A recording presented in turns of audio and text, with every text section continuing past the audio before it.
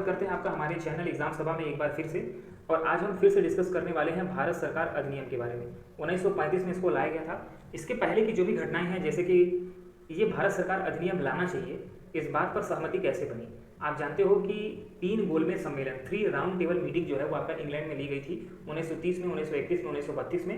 उसके द्वारा एक बार एक श्वेत पत्र जारी किया गया, जिसके आधार पर उसके जो भी रिकमेंडेशन थे उसके आधार पर भारत सरकार अधिनियम को बनाया गया। इसके रिकमेंडेशन के अलावा साइमन कमीशन की जो रिपोर्ट थी उसको भी आधार बनाया गया भारत सरकार गवर्नमेंट ऑफ इंडिया एक्ट बनाने के लिए। आप समझते हैं कि इसका लक्ष्य क्या था। तो गवर्नमेंट ऑफ इंडिया के लिए नए नियमों की स्थापना करना ही भारत सरकार अधिनियम का लक्ष्य था। अब इसके द्वारा क्या हुआ कि ब्रिटिश कंट्रोल डायरेक्ट हो गया था, ये आप जानते हो।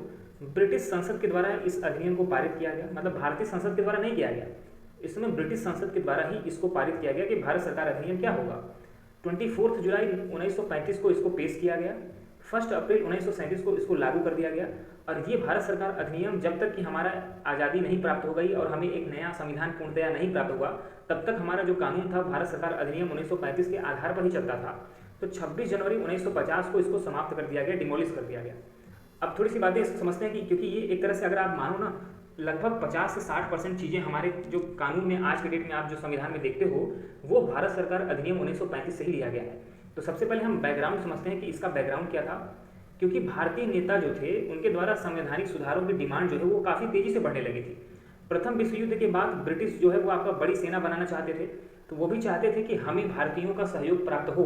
तो भारतीयों का सहयोग कैसे प्राप्त होगा, वह तभी संभव था जब भारतीयों को उनका अधिकार अंग्रेजों के द्वारा दिया जाएगा और भारतीय जो समाज होगा, वो भारतीय नेता जो होंगे वो अंग्रेजों के कार्यशैली से खुश होंगे, तभी तो उनकी सेना में सहायता करेंगे। गवर्नमेंट एक्ट जो है वो आपका किन बातों पर बेस्ड था उसको समझते हैं। साइमन कमीशन की रिपोर्ट के आधार पर बनाया गया था। राउंड टेबल कॉन्फ्रेंस में जो बातें सामने निकल कर आई थी उसके आधार पर बनाया गया था।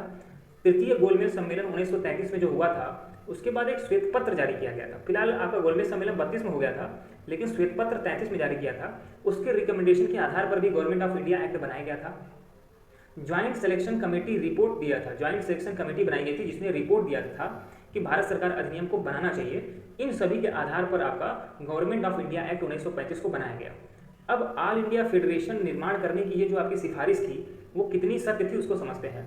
ऑल इंडिया फेडरेशन का मतलब है कि भारत एक आपका संघीय शासन वाला देश बनेगा। इसमें छोटे छोटे प्रदेश होंगे, जो भी चाहे वो प्रिंसली स्टेट हो सकते हैं या फिर प्रोविंशियल स्टेट हो सकते हैं, लेकिन आपका ये सभी संघ के अंतर्गत काम करेंगे। तो ब्रिटिश इंडिया वो प्रिंसली स्टेट को साथ में मिला करके एक फेडरल स्ट्रक्चर बनाया जाएगा। प्रोविंस जितने भी थे वो आपका फेडरेशन को ज्वाइन करना उनके लिए अनिवार्य बना दिया गया। मतलब कहा गया कि जितने भी प्रांतीय सरकारें हैं, जैसे मद्रास प्रेसिडेंसी हो गया, बॉम्बे प्रेसिडेंसी हो गया, नॉर्थ वेस्ट फ्रंटियर प्रेसिडेंसी हो गया, सिंध प्रेसिडेंसी हो गया, असम प्रेसिडेंसी हो गया, बंगाल प्रेसिडेंसी हो गया, इन सभी को जो आपका फेडरेशन बनाया जा रहा है, जो संघ बनाया जा रहा है, उसको ज्वाइन करना अनिवार्य हो गया। लेकिन जिसमें भी आपका राजा या महाराज शासन करते थे, प्रिंसली स्टेट के लिए स्वैच्छिक हो गया। अगर वो चाहें तो ज्वाइन कर सकते हैं, नहीं चाहें तो ज्वाइन नहीं कर सकते हैं। सारा ट्विस्ट जो है ना ये केवल एक लाइन में है। मतलब अंग्रेजों ने हमारे साथ कितना बड़ा धोखा किया वो केवल एक लाइन में पता चल जाता है। मतलब कि भारत को एक रहने ही नहीं देंगे, भारत को टुकड़ों टुकड़ों में बांट देंगे। यहीं से आपका तय हो गया। ये पहले ही पता चल चुका था कि ये एक्ट बहुत दिन तक काम में नहीं आने वाला, क्योंकि उन्होंने ये जो स्वैच्छिक वर्ड लिख दिया ना, अगर यहाँ पर लिख दिया हो गया था कि प्रोविंशियल जो प्रिंसली स्टेट हैं उनके लिए भी आपका अनिवार्य है कि वो आपका भारत सरकार के फेडरेशन को ज्वाइन करेंगे, तो इतना लफड़ा नहीं होता। अब प्रिंसली स्टेट के सहयोग कम होने के कारण आपका ये जो है गवर्नमेंट ऑफ इंडिया एक्ट जो है वो आपका ठीक तरीके से काम ही नहीं कर पाया। फिलहाल समझते हैं कि पावर डिवीजन जो है गवर्नमेंट ऑफ इंडिया एक्ट में 1935 में कैसे बताया गया। पावर डिवीजन का मतलब कि प्रदेश सरकारें क्या काम करेंगी, केंद्र सरकार क्या काम करेगी, कौन सा सब्जेक्ट स्टेट लिस्ट में होगा, कौन सा सब्जेक्ट आपका संघीय फेडरल लिस्ट में होगा, कौन सा दोनों के साथ होगा, कंकरेंट लिस्ट में होगा। ये सारी बातें पावर जो है वो उसका वितरण जो है आपका गवर्नमेंट ऑफ इंडिया एक्ट 1935 में तय किया गया। सेंटर व प्रोविंस के बीच में पावर का निर्धारण आपका गवर्नमेंट ऑफ इंडिया एक्ट 1935 में बड़ी आसानी से किया गया। इसमें विषय जो है वो आपका अलग अलग तय किए गए। जैसे कुछ विषय को फेडरल लिस्ट में शामिल किया गया जिसको केंद्र विषय बोलते हैं। प्रोविंशियल लिस्ट मतलब जो प्रदेश सरकार करती है उसका लिस्ट, उसका विषय अलग बनाया गया। कंकरेंट लिस्ट का मतलब है कि ऐसे स्टेट जिस पर कानून बनाने का अधिकार प्रदेश के पास भी रहेगा, केंद्र के पास भी रहेगा। ठीक है, ये सारे लिस्ट आपका हमारे देश में आज भी लागू हैं। वायसराय को अन्य बचे हुए विषयों पर अधिकार प्राप्त होगा। जितने भी रेसिडुअल सब्जेक्ट है, मतलब ऐसे सब्जेक्ट जो कि फेडरल लिस्ट में नहीं होगा, ऐसे सब्जेक्ट जो कि प्रोविंशियल लिस्ट में नहीं होगा, ऐसे सब्जेक्ट जो कि कंकरेंट लिस्ट में नहीं होगा, उसको वायसराय के द्वारा उस पर नियम बनाए जाएंगे। जो परिवर्तन प्रमुख तौर पर गवर्नमेंट ऑफ इंडिया एक्ट 1935 में किया गया उसको समझते हैं। अब इसमें आपका जो प्रोविंशियल ऑटोनॉमी थी वो आपका सामने दिख रही थी। डायरकी एट सेंटर यहाँ पे दिखाई दे रहा था। बाईकैमरलिज्म लेजिस्लेचर दिखाई दे रहा था, मतलब कि हमारे देश में विधानसभा भी होगी, हमारे देश में संसद भी होगा। फेडरल कोर्ट आपका एक सुप्रीम कोर्ट की स्थापना की जानी थी। इंडियन काउंसिल की स्थापना यहाँ पे की जानी थी। फ्रेंचाइजीज की बात किया जाए तो उसकी स्थापना की जानी थी। रीऑर्गेनाइजेशन किया गया हमारे भारत सरकार के स्ट्रक्चर का। इस तरीके से आपका यहाँ पे लागू करने की कोशिश की गई। थोड़ा सा और आगे बढ़ते हैं और भी जो पावर है उसको समझने की कोशिश करते हैं। तो इसमें अगर और डिटेल में देखा जाए तो प्रोविंशियल जो आपका ऑटोनॉमी है उसको समझते हैं, मतलब प्रदेशों के पास जो आपका पावर मिली, तो प्रांतों को ज़्यादा ऑटोनॉमी यहाँ पे मिलती हुई दिखाई देती है। प्रदेशों को अपनी जो विषय होते हैं उस पर काम करने की क्षमता प्रदान की गई। डायरकी जो है उसको समाप्त करने का काम यहाँ पे किया गया। प्रदेश स्तर पर गवर्नर नियुक्त किया गया जो कि एग्जीक्यूटिव हेड बनाया गया। आप जानते हो कि दो तरीके के हेड बनाए जाते थे, एक आपका लेजिस्लेटिव हेड होता था, दूसरा आपका एग्जीक्यूटिव हेड होता था। तो गवर्नर को एग्जीक्यूटिव हेड बनाया गया।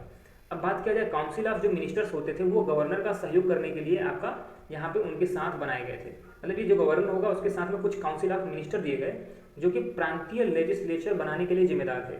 मतलब ये जो काउंसिल ऑफ मिनिस्टर थे वही आपका प्रदेश का लेजिस्लेचर जो भी आपका कानून से संबंधित जिम्मेदारी है उसको निभाएंगे।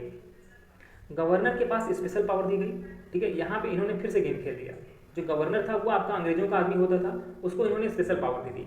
मतलब कुल मिला के अंग्रेजों का बिल्कुल मन नहीं था कि वो भारत को आज़ाद कर दें, तो गवर्नर के पास उन्होंने फिर से एक बार स्पेशल पावर दे दी। अभी भी ब्रिटिश के पास प्रांत सरकार को समाप्त करने का अधिकार प्राप्त हो गया। क्यों? क्योंकि उनके पास गवर्नर था, तो कभी भी प्रदेश सरकार को अड़ंगा लगा सकते थे, उनके काम में बाधा पहुंचा सकते थे। अब डायरकी एट सेंटर, मतलब सेंटर की तरफ झुकाव जो हो रहा था, मतलब कि प्रदेश सरकार के पास अपनी शक्तियां होंगी, केंद्र सरकार के पास अपनी शक्तियां होंगी, लेकिन केंद्र जो है वो आपका ज़्यादा मजबूत होगा, उसके पास ज़्यादा पावर होगी। वो कैसे समझते हैं यहाँ पे?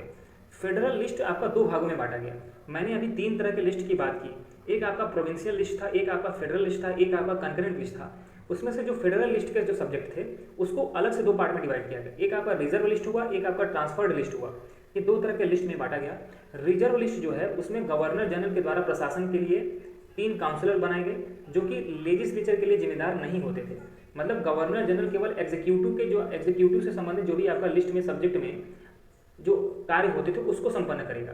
जैसे रिजर्व लिस्ट में सब्जेक्ट कौन कौन से आते थे? रक्षा आता था, चर्च से संबंधित आता था, विदेश नीति आती थी, प्रेस हो गया मतलब जो समाचार पत्र से संबंधित हो गया, पुलिस हो गया, टैक्स कलेक्शन करना हो गया, जुडिशरी हो गई, पावर हो गई, ठीक है, ट्राइबल अफेयर हो गया, मतलब कि जो गरीबों का कल्याण करना है। तो रिजर्व लिस्ट में जो भी अधिकार थे वो आपका रिजर्व लिस्ट में गवर्नर जनरल के पास थे। अब ट्रांसफर्ड लिस्ट की अगर बात किया जाए तो उसमें जो एडमिनिस्ट्रेशन था वो गवर्नर जनरल के द्वारा काउंसिल ऑफ मिनिस्टर के, जिनकी संख्या 10 से ज़्यादा नहीं हो सकती थी, वो आपका लेजिस्लेचर के लिए जिम्मेदार थे। कानूनी व्यवस्था के लिए गवर्नर जनरल के अंतर्गत काउंसिल ऑफ मिनिस्टर थे वो आपका लेजिस्लेचर के लिए जिम्मेदार थे। मुझे एक बात नहीं समझ में आती, रिजर्व लिस्ट में जब सारी बातें यहाँ पे लागू कर दी गई तो ट्रांसफर लिस्ट में बचती क्या है? छोटी मोटी चीज़ें जैसे लोकल गवर्नमेंट, फॉरेस्ट डिपार्टमेंट, शिक्षा डिपार्टमेंट, स्वास्थ्य डिपार्टमेंट, मतलब फर्जी चीज़ों को जो है वो आपका मिनिस्टर को दे दिया गया जो कि चुने हुए आते थे। मतलब जो जनता के द्वारा चुन करके लोग आते थे उनको ऐसी चीज़ों पर कानून बनाने का अधिकार मिला जिसका कोई मतलब ही नहीं बनता था, जिसका देश में मजबूत सरकार के लिए बिल्कुल कोई भी आपका मतलब की चीज़ नहीं थी। जैसे मैं यहाँ पे बात करूँ, रक्षा है, रक्षा मंत्रालय किसके पास है? रक्षा मंत्रालय भैया गवर्नर जनरल के पास है। चर्च की बात हो, विदेश की बात हो, टैक्स कलेक्शन की बात हो, न्याय व्यवस्था की बात हो, पुलिस की बात हो, ये सब तो आपका रिजर्व लिस्ट में है।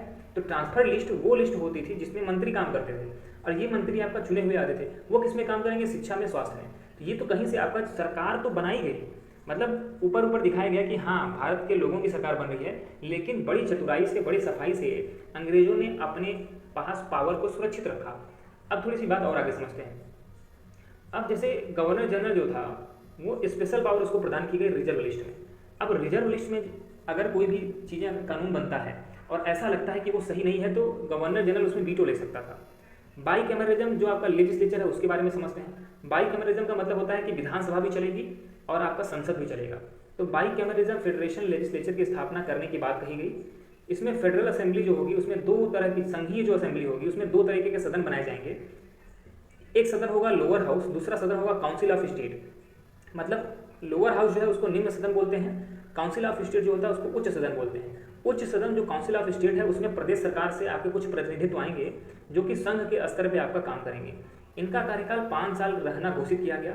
प्रिंसली स्टेट से भी जो भागीदारी करने वाले थे उसको शासन द्वारा ही चुना जाता था। उसको शासक मतलब जो महाराजा होता था वही प्रिंसली स्टेट से कौन लोग जाएंगे उसको चुना जाता था। प्रिंसली स्टेट में चुनाव नहीं होता था। प्रिंसली स्टेट से जो भी मंत्री बनते थे वो आपका महाराज के दिशा निर्देश पर ही बनते थे। माइनॉरिटी के लिए पृथक चुनाव की व्यवस्था की गई। महिला व दलितों के लिए बंगाल हो गया, बिहार हो गया, मद्रास, बॉम्बे और असम और जो आपका यूनाइटेड प्रोविंस था, इन सभी जगहों पे अलग से आपका इलेक्टोरल व्यवस्था की गई। थोड़ी सी बात और आगे बढ़ाते हैं। फेडरल कोर्ट की स्थापना, मतलब एक संघीय कोर्ट की बात किया जाए, संघीय न्यायालय की बात की जाए तो उसकी व्यवस्था की गई। फेडरल कोर्ट की स्थापना दिल्ली में की गई, जिसको आज के डेट में सुप्रीम कोर्ट के नाम से भी जानते हैं। इसमें प्रदेश प्रदेश के बीच में अगर विवाद होता है, प्रदेश केंद्र के बीच में विवाद होता है, तो उसका विवाद निपटाने के लिए काम किया गया। एक चीफ जस्टिस नियुक्त किया गया और उनकी संख्या 6 से ज़्यादा नहीं हो सकती। मतलब जो जस्टिस होंगे उनकी संख्या 6 से ज़्यादा नहीं हो सकती और चीफ जस्टिस एक नियुक्त किया गया। इंडियन काउंसिल की बात किया जाए तो इंडियन काउंसिल को समाप्त कर दिया गया। सेक्रेटरी ऑफ स्टेट के पास जो एडवाइजर होते थे उनको वहाँ पे एक टीम बनाई गई और वही आपका इंडियन काउंसिल का काम देखते थे। फ्रेंचाइजीज की बात किया जाए तो डायरेक्ट चुनाव पहली बार कराया गया। मतलब कि यहाँ पे एक चुनाव आयोग बनाया गया जिसके अंतर्गत डायरेक्ट चुनाव कराने की व्यवस्था को संपन्न किया गया। रीऑर्गेनाइजेशन की बात किया जाए तो रीऑर्गेनाइजेशन का मतलब है तो होता है तोड़फोड़। ठीक है, रीऑर्गेनाइजेशन मतलब ऑर्गेनाइज करना नहीं होता, उसको तोड़फोड़ कहते हैं। सिंध को बॉम्बे से अलग कर दिया गया, बिहार व उड़ीसा को आपस में अलग कर दिया गया, वर्मा को भारत देश से अलग कर दिया गया। ये सोचने में आपका थोड़ा सा अजीब लगेगा कि हमारा देश आज़ाद होने के जस्ट 12 साल पहले बर्मा हमसे अलग हो गया, नहीं तो आज भारत के पास होता बर्मा। ठीक है, अब अडान जो था तो अडान भारत से अलग कर दिया गया। ठीक है, अब उसको क्राउन कॉलोनी बना दिया गया। तो इस तरीके से काफ़ी तोड़फोड़ की गई, भारत को कई पार्ट में डिवाइड करने की यहाँ पे बात की गई, उनकी शक्तियों को कमजोर करने की बात की गई। अन्य कुछ पॉइंट हैं जो इंपॉर्टेंट हैं, आपका इसको हल्के मत लीजिएगा, इसको यहाँ पे समझने की कोशिश करते हैं। ब्रिटिश पार्लियामेंट के पास केंद्र व प्रांत दोनों सरकार की जो सुप्रीमेसी थी वो आपका अभी भी विद्यमान थी। जो फेडरल रेलवे अथॉरिटी एक बनाई गई जिसमें इंडियन रेलवे को कंट्रोल करने की बात की गई। मतलब यही जो है आपका सारी प्रक्रियाओं को नियंत्रित करने वाले थे। रिजर्व बैंक की स्थापना भारत के लिए आपका इन्हीं प्रावधानों के तहत किया गया। आप जानते भी हो कि 1935 में यहाँ पर रिजर्व बैंक की स्थापना, भारत देश का रिजर्व बैंक की स्थापना की गई थी। संघीय प्रांतीय और ज्वाइंट पब्लिक सर्विस कमीशन की स्थापना की गई। आज के डेट में आप जैसे प्रदेश सरकार में देखते हो कि जैसे यूपीपीसीएस हुआ, ठीक है, जिसके लिए आप तैयारी करते हो, इसी तरीके से अगर सेंटर में बात किया जाए तो स्टेट, जैसे सेंटर की बात किया जाए तो यूपीएससी की जो आपका स्थापना है, तो ऐसे पब्लिक सर्विस कमीशन की स्थापना करना तय किया गया। रिस्पॉन्सिबल संवैधानिक गवर्नमेंट ऑफ इंडिया बनाने की बात जो है वो माइलस्टोन साबित हुई। गवर्नमेंट ऑफ इंडिया एक्ट जो 1935 से भारत की स्वतंत्रता तक चलती रही। मतलब जब भारत में अपना खुद का नया कानून नहीं बन गया तब तक गवर्नमेंट ऑफ इंडिया एक्ट 1935 चलता रहा। भारतीय लीडर ज़्यादा उत्साहित नहीं थे क्योंकि वायसराय के पास अभी भी बहुत ज़्यादा स्पेशल पावर थी। मतलब कि हमें एक तरह से बेवकूफ़ बनाया गया था। उसमें जो प्रमुख मुद्दे थे वो भी अभी भी वायसराय के हिट लिस्ट में थे। मतलब वायसराय चाहे तो उसमें आपका कानून बनाने दे या फिर अड़ंगा लगा सकता है। कम्युनल इलेक्टोरल मात्र इसीलिए शुरू कर दिया गया ताकि कांग्रेस जो है वो कभी भी पावर में ना आए, कांग्रेस सत्ता में ना आ सके, इस बात को तय करने के लिए कम्युनल इलेक्टोरल बनाया गया। उसमें 19% आरक्षण आपका अलग से SC ST को दे दिया गया। इससे अंग्रेज ये समझते थे कि कभी भी कांग्रेस पावर में आ ही नहीं सकती। तो इस तरीके से हमें भारत सरकार अधिनियम 1935 में जो भी आपका कानून बनाए गए या फिर जो भी चीज़ें आपका प्रावधान किया गया उसको यहाँ पे बताने की कोशिश की है। फिलहाल उसमें 50 से 60% ऐसी बातें थी जिसको हमने ज्यों का त्यों अपने संविधान में एक्सेप्ट किया है। वो काफ़ी हद तक ठीक था, लेकिन बाद में उसको तब तक लागू किया गया जब तक हमारा खुद का संविधान नहीं बन गया। फिलहाल हम इस वीडियो को यहीं समाप्त करते हैं। इसी तरह के वीडियोज़ को देखने के लिए हमारे चैनल को आप सब्सक्राइब कर सकते हो। धन्यवाद।